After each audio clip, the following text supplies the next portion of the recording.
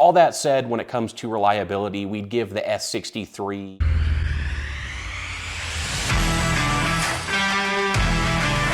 Hey everyone, this is Zach with 8020 Media, here today with a video on BMW S63 common engine problems. The BMW S63 has been in production for about 14, almost 15 years now, so of course it's been through a number of updates over its decade plus in production and some pretty significant updates over the years. In this video, we aren't going to dive into all of that specifically, just because there is a lot to unpack and discuss with the BMW S63. It is a high-performance engine loosely based and built off the design of the BMW M63, which those of you who may be familiar with the BMW M63 know that that engine was a complete nightmare when BMW first released the BMW M63 engine. So there is a lot to unpack with the S63 and its reliability and some common problems. That said, the N63 has made a lot of improvements and come a long way since its introduction, and the S63 is much the same case where in the early days the S63 really struggled with some pretty serious reliability issues. However, the newest variants, especially looking at 2019 plus, are much more reliable in general. So the reason we're referencing the N63, and we'll continue to reference it a few times throughout this video, is again, the S63 is roughly based on the design of the BMW N63 engine. However, there are a couple significant differences. Number one, notably, as is the case with most BMW M engines like the S63 compared to their non-M variants like the N63, the engines are about 80% different, and so while it's loosely based on the N63, roughly 80% of the parts on the S63 are completely different. Obviously, it's a much higher performance variant and built to withstand that extra power and torque. Something to consider there, but point is, the S63 is loosely based on that engine, and much like the N63, the S63 had a lot of struggles and some reliability issues in the early days, but the engine has come a long way since then, and as of 2019 plus models, tends to be a pretty reliable engine for what it is. Still a couple common problems and still a couple things that can be significant, as we'll discuss throughout this video. So that said, let's jump in and discuss the most common BMW S63 engine problems. Number one on the list here, we have problems with the rod bearings. This problem isn't truly common. It's just worth the mention because it is such a severe and costly issue and something most people would like to avoid. BMW M's division has never had, or at least the past couple decades, has not had a very good reputation when it comes to rod bearings specifically, and it seems they've just really struggled with rod bearings on a lot of these BMW M engines. So the S63 isn't alone here when you look at engines like the BMW S54, the S65, as well as the S85. All of those engines had problems with the rod bearings too.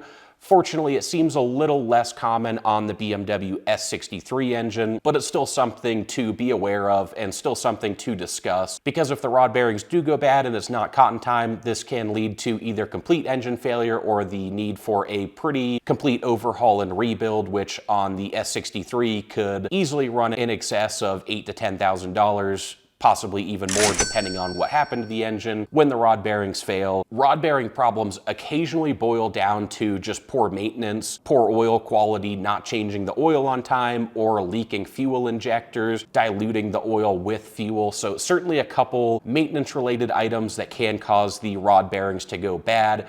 However, in the case of the S63, sometimes these bearings do just fail randomly, even on well-maintained vehicles. So that's certainly a little bit concerning, just because there are cases of that happening on well-maintained vehicles, even at low mileages like 50, 60, 70,000 miles, of a rod bearing just failing seemingly out of nowhere on an otherwise well-maintained vehicle. There are a couple things that you can do. One would be just preventatively replacing the rod bearings every 60 or 70,000 miles or so. That might not be the best route, just because it is a time-consuming and labor-intensive job, so it can be $2,500 plus to fix the bearings or to have them replaced. We would recommend upgrading and going with an aftermarket option if you do decide to go that route. Otherwise, another good option is simply doing an oil analysis. You can send oil samples to companies like Blackstone Laboratories and other ones out there, where every other time you change the oil, you can just take a small sample, mail it in, they'll send you a report back that will tell you if there are any metals in the oil or anything that might go unnoticed to the eye that could indicate that the rod bearings are wearing down and possibly on their way out. So Couple things to do there if you are concerned about rod bearing problems on the BMW S63 engine. Moving on to issue number 2 on the list, we have problems with the valve stem seals. This problem does seem to mainly affect the X5M and the X6M with the original S63 engine. So looking back to 2010 until 2015, that the X5M and X6M use that original S63, and it does seem to be most common on those vehicles. That might just be because they are the oldest and more likely to be in the age and mileage range where the valve stem seals tend to start hardening and failing. Ultimately, this is a problem that usually pops up somewhere in the ballpark of about 70 to 120,000 miles. It's certainly not as common of an issue as it was on the early BMW N63, but still something to consider. Valve stem seal replacement, like rod bearings, very labor-intensive job, actually even more labor-intensive, and this is something that typically runs about $2,500 to $4,000 at an independent repair shop. If you go to a BMW dealer for the repair, they might even quote you upwards of $6,000 or $7,000. So would definitely avoid the dealership. If you think you have valve stem seal problems, look for an independent repair shop that can get the job done at a reasonable price. Worth to mention just because that is such an expensive issue. Again, something that mostly affects those early X5M and X6M models and is a little bit less common on the M5, M6, and M8. Moving on to problem number 3 on the list with the BMW S63, we have issues with carbon buildup. This is an issue that we discuss with just about any modern BMW engine that is direct injection only. With direct injection, you don't have any fuel spraying over the intake ports and valves, so over time, some oil blow-by is going to make its way into the intake track and stick to the back of intake valves and onto the walls of the intake ports. Ultimately, as long as a vehicle is direct injection only, there are going to be issues with carbon buildup since there's no fuel spraying over those valves to actually wipe any deposits away. This is an issue that is worse on older S63 models. The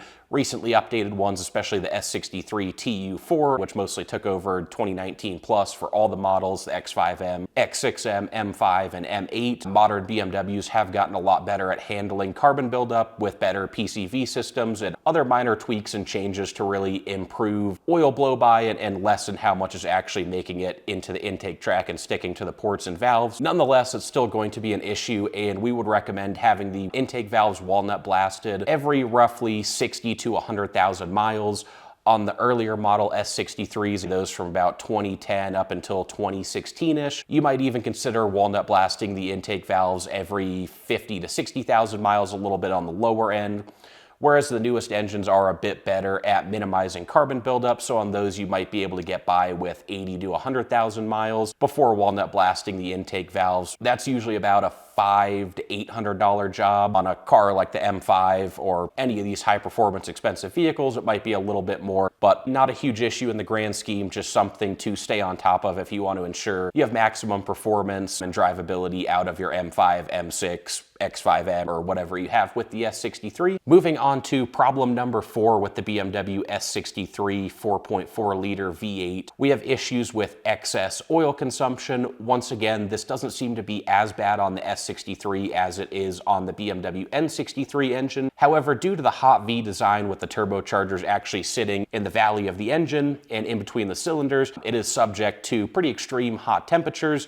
That can lead to higher than normal oil consumption compared to a more standard design for an engine. If you're losing more than about 1 liter of oil every 700 to 800 miles, then that is excess oil consumption and certainly could be a good time to start looking into what could be causing that. So again, part of it could just be normal oil consumption due to the hot V design. Otherwise, it could point to another underlying problem, like if you have a significant oil leak, a faulty turbocharger that's burning oil, or a number of other issues. Those can certainly exacerbate the excess oil consumption. So if things are getting out of hand, if you're losing more than 1 liter every 800 miles, that's probably a good time to look into things further and make sure you don't have another issue that's causing that excess oil consumption. Moving on to problem number 5 on the list, we have VANOS solenoids. Very simple issue. They're pretty easy to access, pretty easy to replace, and a lot of modern BMW engines do have fairly common problems with the VANOS solenoids. it's probably fair to even just call them a standard maintenance item. They do take a lot of wear and tear and abuse over the years. Typically in the 80,000 to 120,000 mile range is when problems with the VANOS solenoids start popping up. The S63 does use 4 of them. If you have issues with one, then we usually recommend replacing all 4, especially if you're above that range that they start failing. If you're in that ballpark for mileage, it's probably best to just go ahead and replace all 4 of them. Those solenoids, depending on whether you go with genuine BMW or aftermarket, tend to range from about $70 to $250 per solenoid. So if you replace all 4 of them with genuine BMW, it can get a little expensive, but super easy to replace and something that most people could do at home as long as you have a little basic mechanical knowledge. That wraps up our 5 most common problems for the BMW S63 engine. Now, circling back to reliability and cost of ownership a little bit here. Number 1, again, the earlier S63s tended to be much less reliable. There's certainly other problems that we could get into there, like leaking fuel injectors and a number of other issues that were a bit more common on those earlier models. So what we discussed certainly isn't an exhaustive list of what can and does go wrong with the BMW S63. However, we just went over a few of the most common ones and a couple big ticket items like the rod bearings and valve stem seals that can be expensive repairs. Otherwise, this is a high performance twin turbo 4.4 liter V8. The X5M, the M5, the M8, these are all $100,000, $120,000, $150,000 cars. So they're going to be expensive to own and maintain. They have big brakes, big tires. So even if you don't run into any issues with the BMW S63 engine or the vehicle itself, just keep in mind these are still very expensive cars and engines to maintain. They're going to burn through spark plugs and ignition coils faster than a standard vehicle. Tires are more expensive. Brakes, I think brake jobs on the M5 are $2,000 to $3,000 just to replace the brakes. So very expensive cars to own, even if you don't run into any problems. But then if you start throwing a couple issues in here and there, the S63 can become a very expensive car to own and maintain. All that said, when it comes to reliability, we'd give the S63 average remarks for reliability. The earlier ones maybe a little bit below average. The newest ones are about average reliability. Many people own them and don't run into any significant issues, whereas others just run into those random fluky bearing failures even on well-maintained cars, and so that's one thing that kind of drags the S63's reliability down a little bit. Anyway, that wraps up our video for today, guys. If you appreciated the content, please hit that like button, subscribe to the channel, and check out the description below for more awesome S63 content. Thanks, guys.